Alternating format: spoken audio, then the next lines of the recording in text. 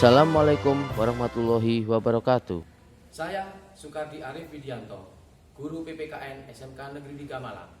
SMK Negeri 3 Malang pada tahun pelajaran 2022-2023 telah mengimplementasikan kurikulum merdeka dengan pilihan mandiri berubah.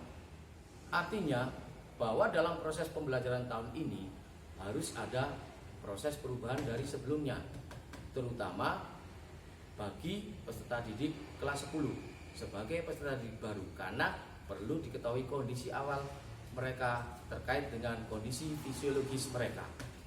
Selanjutnya, untuk lebih memahami terkait dengan gaya belajar, ikuti dan saksikan video praktik baik ini dengan tema tes gaya belajar peserta didik. Apakah gaya belajar itu? Yang dimaksud dengan gaya belajar adalah cara yang digunakan setiap individu untuk menyerap informasi dengan mudah. Individu artinya adalah peserta didik itu sendiri, sedangkan informasi adalah segala penyampaian materi pembelajaran yang disampaikan oleh guru.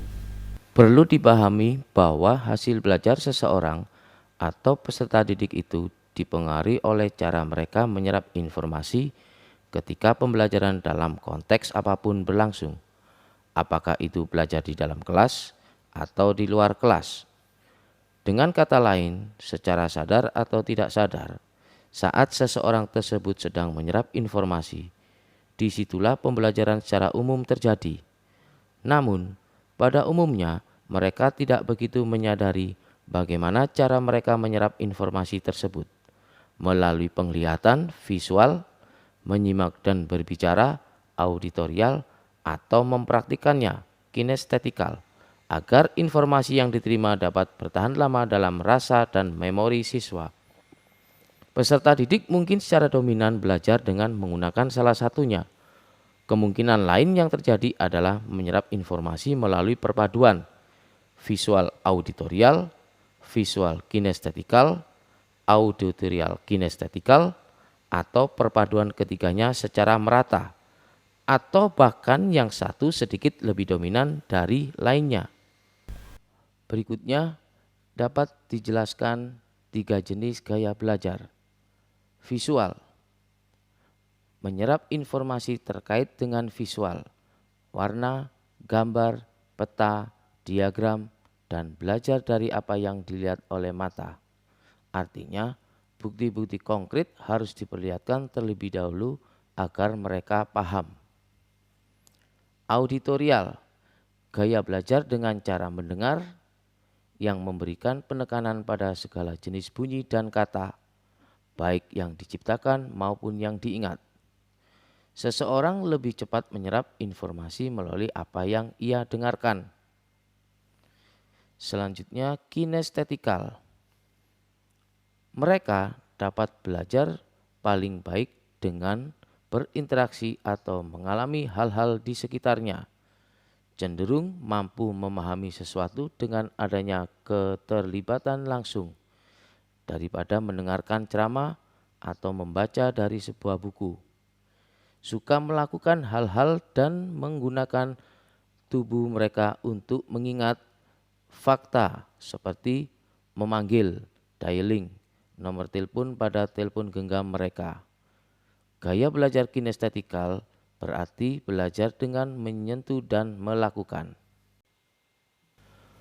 Berikutnya disajikan butir-butir pertanyaan tes gaya belajar.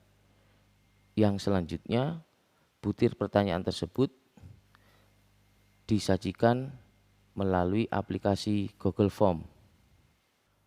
Adapun hasil tes gaya belajar yang telah diikuti oleh peserta didik kelas 10 TKJ Wirausaha meliputi visual, auditorial, kinestetikal seperti yang disajikan berikut.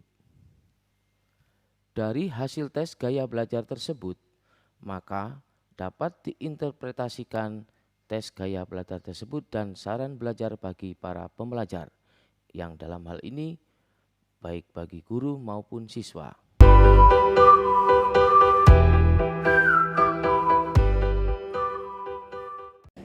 Perkenalkan, nama saya Rusyana Deza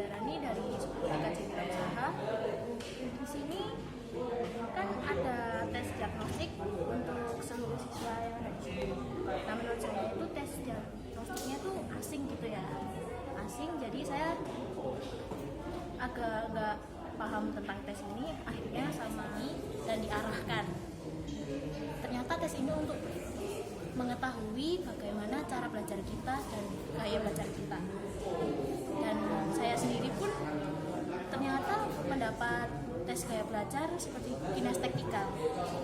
Dan tes gaya belajar ini untuk bisa memenuhi kebutuhan belajar masing-masing. Mungkin menurut saya itu saja. Sekian, terima kasih. Wassalamualaikum warahmatullahi wabarakatuh. Assalamualaikum warahmatullahi wabarakatuh. Perkenalkan, saya Muhammad Aziz. Saya adalah guru produktif yang mengajar di kelas 10 akademik dan 10 TKJ Wirausaha.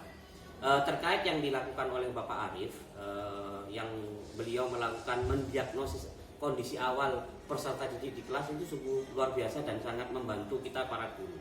Karena dengan kita mendiagnosis kondisi awal peserta didik, kita tahu ya gaya belajarnya anak-anak seperti apa, khususnya visual, auditorial, dan kinestetika. Jadi dengan adanya pendiagnosis kondisi awal yang dilakukan oleh Bapak Arif sangat luar biasa dan membantu. Saya mendukung apa yang dilakukan oleh Bapak Arif. Terima kasih. Assalamualaikum warahmatullahi wabarakatuh.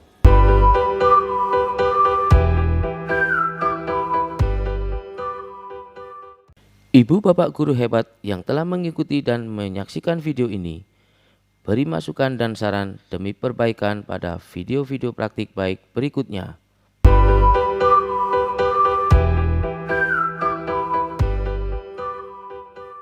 Terima kasih kepada semua yang telah mengikuti dan menyaksikan video praktik baik ini. Salam tetap ceria dan sehat.